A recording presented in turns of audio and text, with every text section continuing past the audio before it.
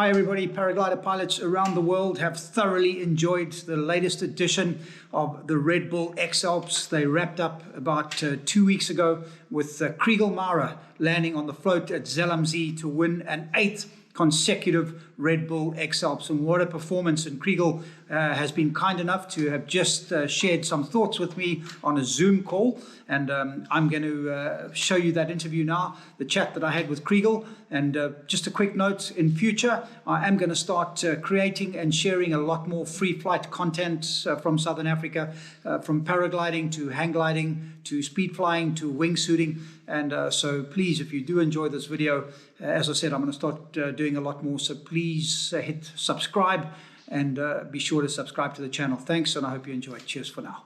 Chrigel, thank you so much for the time, and I really appreciate it. You're welcome. I know that you've been super busy. Actually, it's a lot to do, yeah. Yeah, but it's good.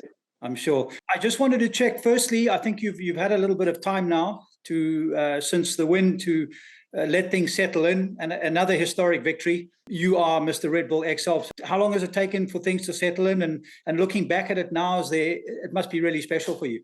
Yeah, for sure. It's a long time since I started thinking about the adventure race, because 2000 till 2008 I was really competing only flying competitions, and then I thought to make a step ahead personally, while training makes me fit and ready on the ground, and also with the team, to have a competition in the team, and finally also an adventure which makes me a bit, yeah, gives me a good challenge to grow up with this. And then finally we start 2008 with training, with preparation for this big adventure, and then we reach Monaco, and then it was already over, and we found a lot of points to improve.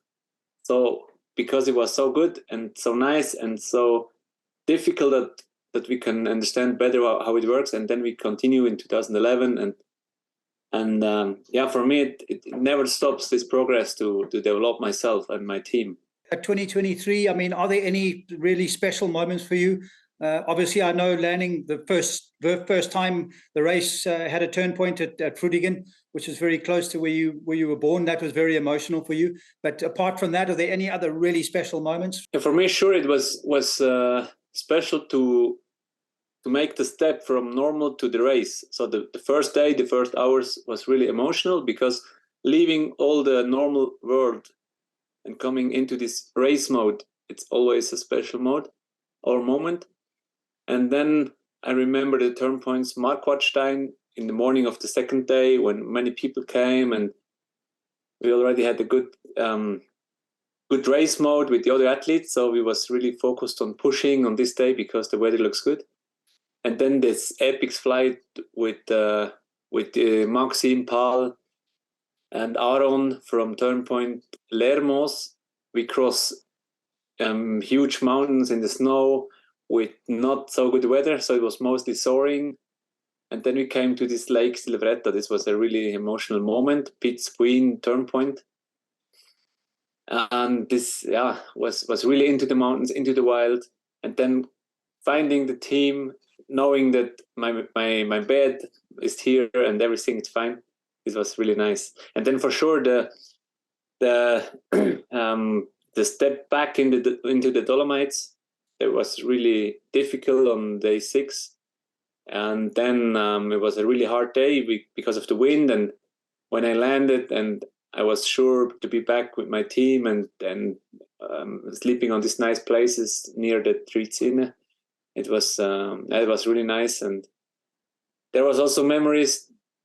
Yeah, when I climbed a mountain, a takeoff with my supporter, there was Sebastian and Lars, and we flew together towards the next turn point, and I could share the moments with them. And then Veltlin, it was on a really nice takeoff, but without the sun. I was a bit stressed in the morning of day 6, and then the sun came, and all the team was in a good spirit. We had good music, and then I was on the only mountain with sun in the morning. So this was a magic moment, and finally I could thermal directly and fly away and catch up the 2 leaders, and yeah, back in the game. So many special moments. You always seem to come into your own towards the end of the race when you're not with a gaggle, when things start to get difficult. And I mean, Tarkin was speaking about it. They were all talking about it. When things start to get really difficult and towards the last third of the X-Alps, that's when Chrigel just accelerates. Is that a tactical thing? Is it just the way it happens, or is it a tactical point from your point of view saying, right, this is where I'm going to make my break? From my point of view, it's special that it was often like this, but I think that the other athletes and teams, they got really good. And the different, maybe it's the load we have during the day or during the race, because on day 6, 7, everybody's really tired, and you always need a focus and the motivation to continue. And I guess there is in combination with the difficulty of the weather, of the strong wind, the others sometimes got really stressed and not finding the good motivation in this moment. And maybe this is my really strength to be almost every day, every minute full motivated and with the next goal. And I really want to reach that goal. I really want to compete. And then also when it's difficult, I can keep the focus and continue. Maybe this is the key. It is a difficult step to make from normal life into race mode for the start of the X-Alps. And I think it's very difficult once it's finished, that very intense 6 days, it's finished and you've got to go back. When do you allow yourself to start thinking about 2024? Is it something that you say, I'm going to decide during the year where it takes me, or do you already hit the raft in Zellamzee and say, 2024, I'm there?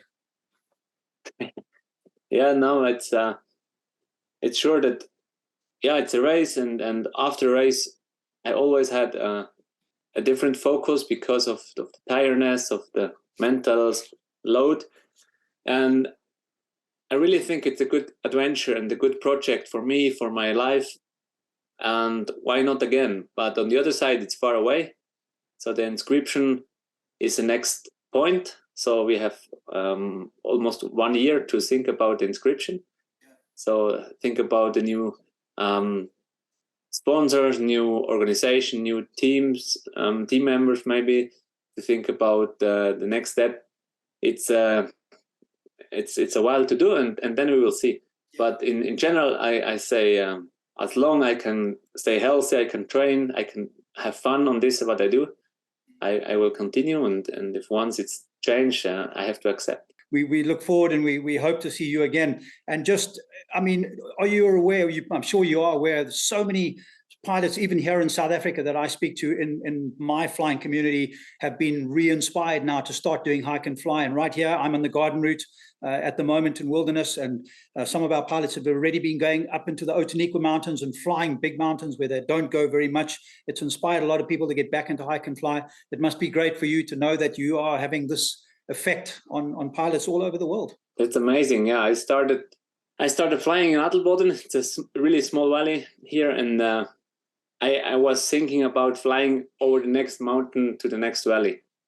And then 20 years later, I could cross all the Alps, and many people watch me, and this is amazing. Yeah, and I know that with social media, with the communication we have now, and also the race provider Red Bull, for sure, it makes it more public, and the paraglider sport becomes more and more popular.